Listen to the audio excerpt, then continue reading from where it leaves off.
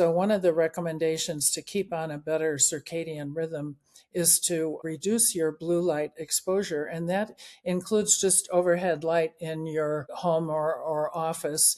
And some people would even advocate using red lights if you're someone who has a particular problem sleeping. Have you made it past menopause, or are you going through it now? I'm Dr. Pat McShane, and on the Women's Healthspan Voices podcast, I'll guide you through the health challenges of the menopausal years and beyond, guiding the way to thriving in this powerful era of your womanhood. Hi, I'm Dr. Pat McShane, and it's great to have you on my podcast here, Women's Healthspan Voices. Today, I'm going to be the only voice that you're going to hear, but you're going to hear a lot of information from other sources about circadian rhythm. Circadian rhythm seems to come up more and more in a lot of the medical literature that I've been reading. And there's many, many reasons for that, which we'll go into in some detail. Well, what is circadian rhythm and why do we have it? Well, as you probably are aware, we certainly have sleep and wake cycles, most of us, and they're fairly constant from one person to the next, unless we're shift workers or night workers. And there's a good reason for that in biology, which is in our earlier times, we were vulnerable if we were up and about at night to nocturnal predators, perhaps. And our food sources were more easily discoverable during the day. So we have carefully evolved a mechanism to keep us on kind of a 24-hour schedule and following the light-dark schedules fairly well. And I'm going to read a couple of statements here. One of them, a quite recent one from the American Heart Association, talking about what is circadian rhythm and circadian health. So here goes.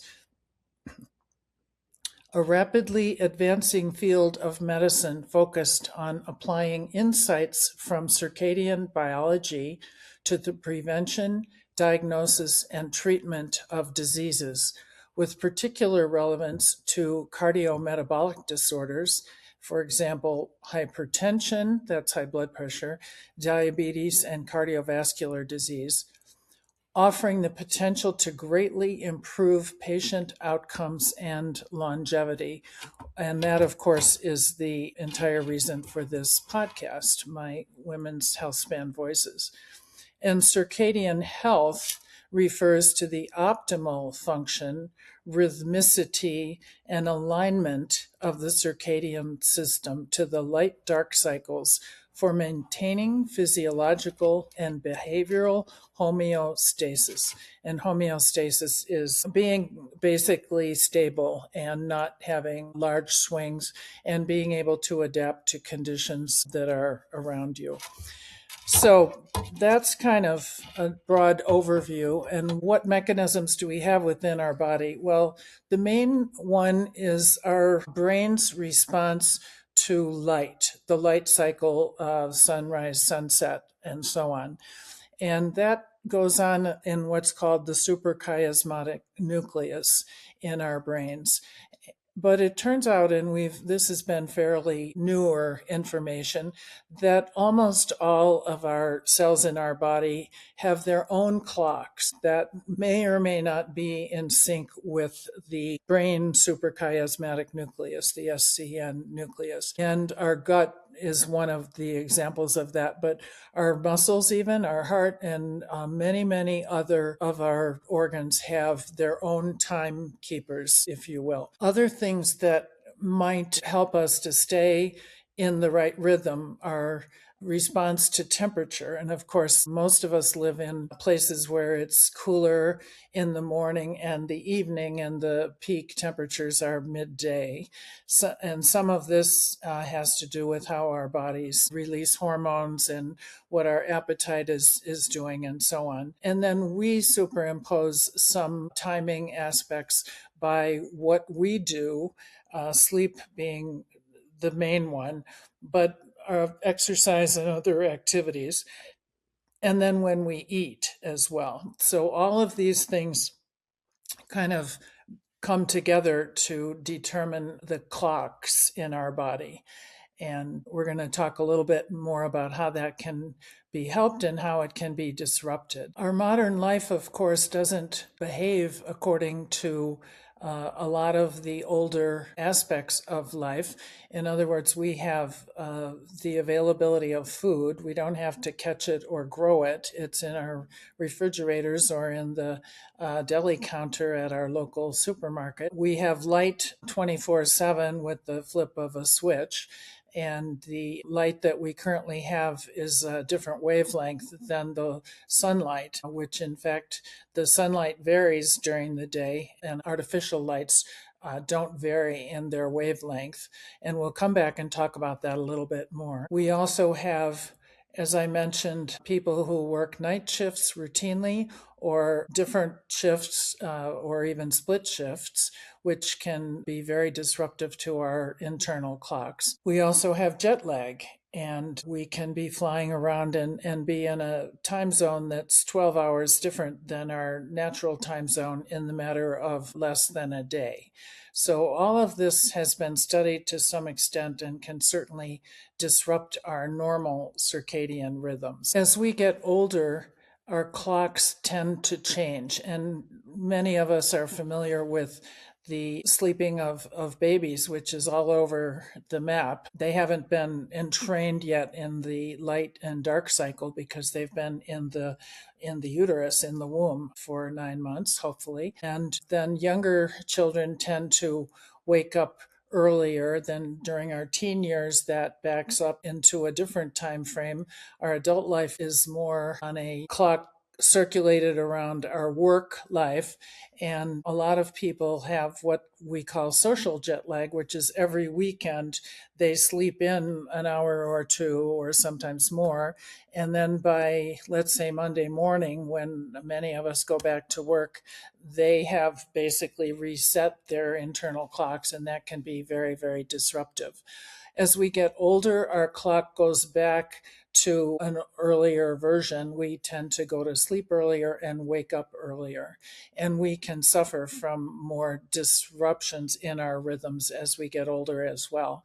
And women are more susceptible to this, it turns out. In an earlier era, when we were perhaps awakened by the natural sunlight, what would occur was that light that had a lot of blue light in it would reset a bunch of hormones and mechanisms in our body. One of the main ones is cortisol. It would lower our cortisol. And of course, cortisol is an adrenal hormone that determines many of our body metabolic processes. Melatonin is a hormone that is active within our brains as well as in other parts of our bodies. And that morning light will diminish our melatonin as well. And that helps us to improve our energy. Other issues that go on have to do with our neurotransmitters in our brains, dopamine and serotonin. So some of the issues with, if we're not paying close attention to our circadian rhythms, is we can lack energy and focus from these various hormones and neurotransmitters not being up to par. Many of the sources of artificial light are very heavy in the blue light spectrum, especially LED lights, which of course have taken over from the old incandescent lights that many of us grew up with that were much more reddish. And these impair often our ability to get to sleep and even to stay asleep. So one of the recommendations to keep on a better circadian rhythm is to reduce your blue light exposure. And that includes just overhead light in your home or office. And some people would even advocate using red lights if you're someone who has a particular problem sleeping. I am going to do a podcast on sleep in the near future. So today we're just going to be touching on a couple of the aspects of sleep, which of course is so important in maintaining a good circadian rhythm. But there will be much more to be said in our next episode. Another thing that has recently been particularly studied is light at night. And of course, many of us don't have a lot of control over how much light we are exposed to at night. If we're lucky enough to have a dark room or darkening shades, that's a big help. But not everybody has that option. Some of us live in areas that have a tremendous amount of nighttime light. Besides being bad for bird migrations and other animals, it's bad for humans, it turns out. There have been studies looking at light maps and various kinds of illnesses in humans, and there is a correlation between excessive light at night and even mortality, overall mortality, chance of dying. Another aspect of sleep that is a little bit more under our control for most of us is consistency. So even if we get the recommended 7 to 9 hours of sleep, but we're kind of moving all over the map. One night we go to sleep at 9 o'clock and the next night it's midnight or 1 or 2. That can disrupt our circadian rhythms as well. So that's something to be mindful of. Activity or exercise, for most of us, we get it when we can. And if we're in the work world, that may be late at night in some instances.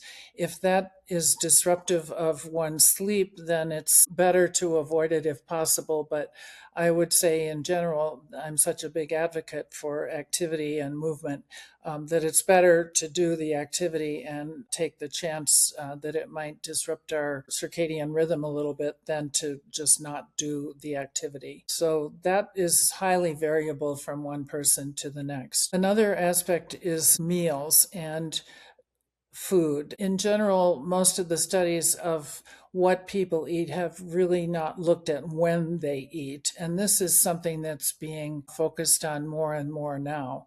And it's important. And our gut has its own clocks, and we can certainly disrupt our circadian rhythm. And this can be studied in our hormone secretions and so on by eating, particularly late at night, is the one that is the most problematic.